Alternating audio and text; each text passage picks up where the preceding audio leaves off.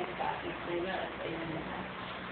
Ulit sa lahat, nagpapasalamat sa Panginoon dahil nakatapos si Jerome na high school. Ito ay ang pagkakapos ng high school ay sa biyaya ng ating Panginoon. At para sa lahat, natutuwa ko sa karating kayo dito. At least hindi na yung overhead si Jerome na community. Ang gusto sa dito, nawa makatapos siya ng pag-aaral at magkaroon siya ng portal na pagmamahal hindi lang sa kanyang sarili sa ating sa magulang at sa mga kapatid niya. At gusto din sa kanya na magkaroon siya ng number 1 tamang sabi ng Brother Robin sa isang estudyante.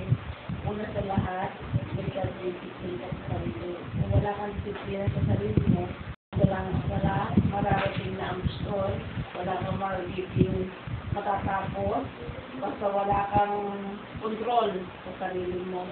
Kaya, ang bawasan, hanggat maaari niya, sabi ko sa kanya, bawasan, hanggat maaari alisin.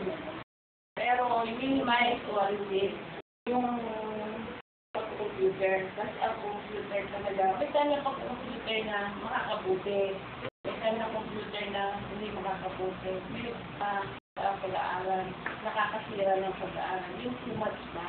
Kaya ang lalo makatapos siya ng kanyang pag-aaral, sana i-maximize niya yung time niya, i-budget niya yung lahat ng oras, para makatapos pag-aaral niya ay magkaroon ng magandang result ang kanyang kinabukasan, pag-mamit niya yung kanyang minimiti yung dreams niya. At anak tayo, dapat tayo may dreams.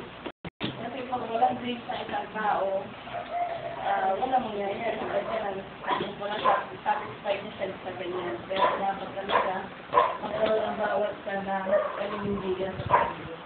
Ang pagmamahal sa Diyos.